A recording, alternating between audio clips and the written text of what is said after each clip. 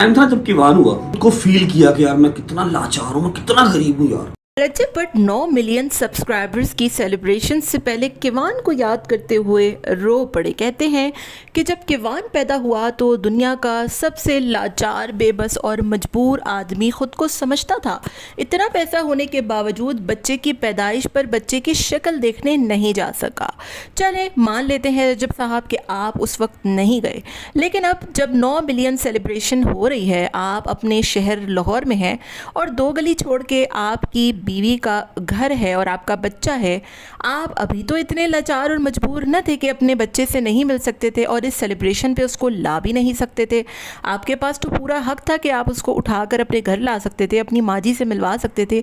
अभी भी आप इतने मजबूर और इतने लाचार हैं। अगर तलाक नहीं हुई और अगर हो गई है, दोनों में बात कर लेते, नहीं हुई तो आप ईमान को ले आइए। आपकी बीवी है, वो आपके निकाह में है, ज़बरदस्ती लेकर आइए, फ़ोन करके बुलवाइए कि मुझे अपने बच्चे से मिलना है। और अगर नहीं है निकाह में तो कानूनी तौर पर कानूनी रास्ता इख्तियार करते हुए अपने बच्चे से मिलने का हक़ तो रखें।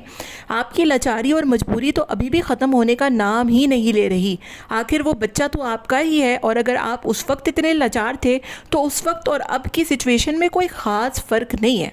बहरहाल रजब भट्ट अपनी तमाम जर्नी को बताते हुए काफ़ी जज्बाती हुए और ये बात तो वाकई में मानने वाली है कि रजब भट्ट ने एक बहुत मुश्किल वक्त गुजारा। 8 से 9 मिलियन का जो सफ़र था वो बहुत मुश्किल था, बहुत रोड़े आए और अभी तक आ रहे हैं। लेकिन जहाँ तक बात किवान की है, मुझे उस बच्चे के लिए बहुत दुख होता है और कहीं ना कहीं कसूर उसमें अभी भी ओन साहब और उसकी फैमिली का है, क्योंकि जब जब रजब वहाँ जाता है वहाँ एक नया शो जो है वो पंडोरा बॉक्स खुल जाता है। पीछे से किवान की वीडियोज़ लीक हो जाती हैं, ऊपर से बातें होती हैं, अजीब सिचुएशन बना दी जाती है। क्या एक बाप को अपने बच्चे से मिलने का कोई हक़ नहीं है?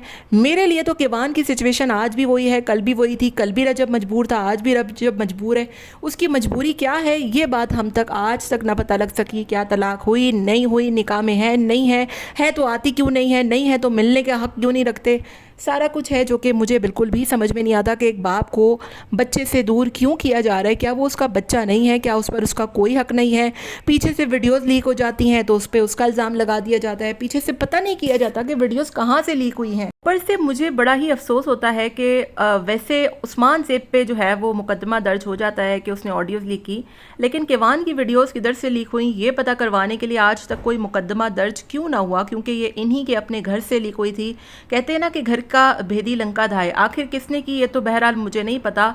लेकिन बहुत अफसोस होता है मुझे रजब भट्ट के लिए कि रजब भट्ट कल भी मजबूर था, आज भी मजबूर है। कल भी उसकी वही हालत थी, आज भी उसकी वही हालत है। कल भी किवान के लिए तड़पता था, आज भी अपने बेटे को वो नहीं मिल सकता। 9 मिलियन सेलिब्रेशन पर सब आए, लेकिन अफसोस के ईमान और किवान ना आए। आपका क्या ख्याल है? कमेंट में ज़रूर बताइएगा।